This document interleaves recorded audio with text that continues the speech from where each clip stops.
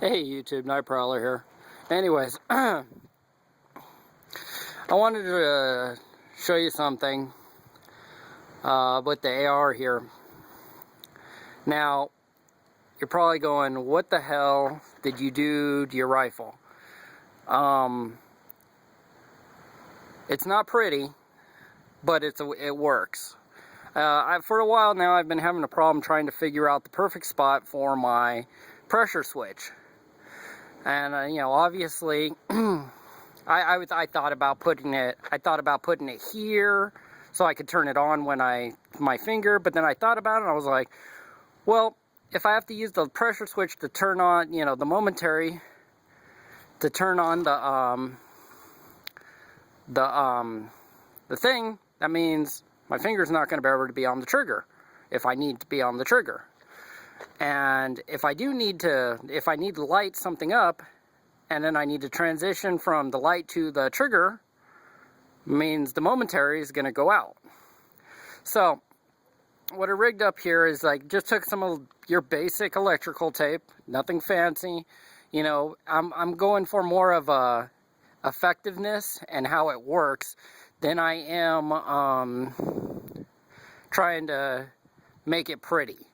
And people have been doing stuff with, like this for years in the military. They find some piece of equipment that's not perfect for what they need it to do, or an attachment method that's not perfect. They'll take some electrical tape or some Gorilla tape or some 100-mile-an-hour tape and just do something like this.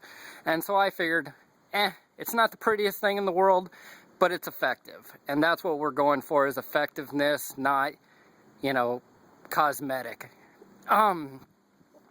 I moved the XT11 a little bit up, because when I put the ED2 or the ED10 pressure switch on there, there was a little bit of rubbing, if you can see up here. Sorry, the light, but you see that little rub mark right there? It was rubbing, the end tail cap was rubbing against that. So what I did was I moved the ring, or I moved the flashlight onto the rear ring, or onto the ED10 pressure switch. And what that allows me to do is now, when I need to change out batteries, it's attached here and it's attached to the tube. When I need to change out batteries, I can remove the head, because on this flashlight you can remove the head. So I can remove the head and put my new batteries in there. My rechargeable 18650s or a couple of 123s, which I will probably carry 123s as backups because they have a 10-year shelf life, and I can put them here in this little stock here. Now, down here in this forward grip, I can put a rechargeable battery, but then I thought about it and I was like, if I put a rechargeable battery in there and I forget it's there and I let it go for a year, it's probably going to be pretty close to dead.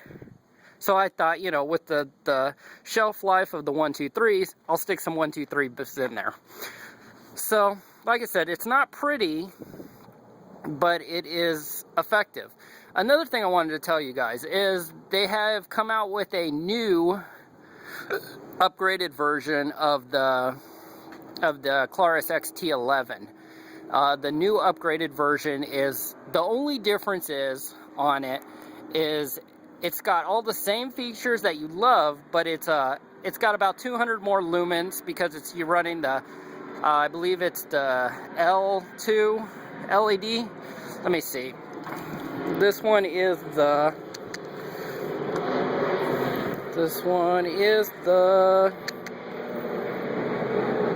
This is the XML U2. Well, they have an XML L2, which is going to put out about 200 lumens more than this light, and the strike bezel is a little more aggressive. Now, if you're going to use this on a rifle, you probably don't want to put the more aggressive strike bezel on it, because obviously it's going to limit your field of view. I'm over here in like a dark area, and I kind of wanted to show you the effectiveness of this light. And it is unloaded, and I know I have a mag in there, but it is unloaded mag, and I would put it on safe, but for some reason I can't. I guess, I don't know if this is with all ARs, but you can't put it on safe when it's unloaded. So it's got to be basically chambered to put on safe. I don't know if that's the case with all of them. If it's not, then tell me, and maybe when I put it together I did it wrong somehow. But like I said, I can't put it on safe when it's not cocked. I could try, but it doesn't work very well. I see, I can't get it on safe. But let me cut off the lights here on the truck and I'll show you. And let me sling this up real quick. Yes, I'm wearing tactical flip-flops. And I got foot fungus, kind of like trench foot, but basically these help me my feet to breathe. So unless I need to wear boots, I really am not been making a big issue about doing that. Alright, now I have the rifle slung. I'll show you how effective this light is. Let me kill these lights on here. And I'm going to take you into this kind of a dark wooded area. Now I do have the light on the camera, but it's not a very good light. So there we go. I'm going to set you guys right up here. There we go. So I'll put you right there. Okay, so that's momentary. And this is going to be the constant on. So I'm going to take you down with the constant on. And should take you just completely pitch black over here. Like I said, the upgraded XML or XML L2 is going to be about 200 lumens more. And the place to get that would be, I'd say, Going Gear. If you use the Such coupon code, you'll get 10% off. I'm no way affiliated with them. It's just they've always answered my questions and been very cool. So that's why I always say go to them. I think it's about $69 or $79 for the new upgraded one. But yeah. So this is the light on the rifle, as you can see here. And the cool thing is with this particular pressure switch, you can do also strobe with one hand, because I'm holding the camera with one hand, and you can go with your kickdowns. That's at the lowest lumen setting. So let's say you're patrolling a dark area, you don't want to light it up all the way, you know, on a foot patrol or something.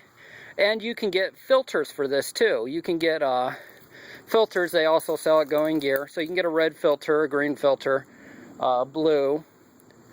So this is kind of cool. So you can put a filter on there, throw your red on there for your low light, and you'll be good to go. So there's the kickdowns.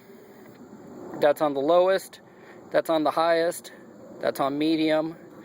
So that's off, momentary, and on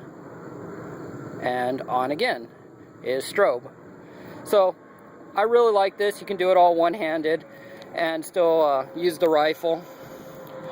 So yeah, pretty cool. Just walk back here.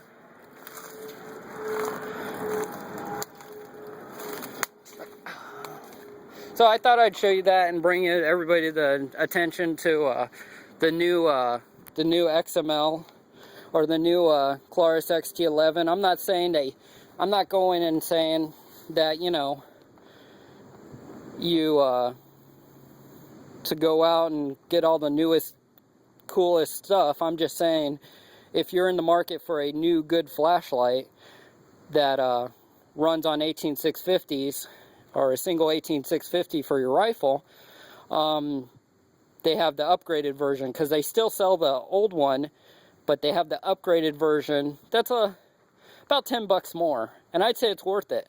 I don't have it yet, but I will. When they come out with an XT30, I definitely will buy the upgraded XT30, because I use my XT30 all the time. That's the light that's with me. So anyways, just figured I'd show you guys that, and catch you guys later.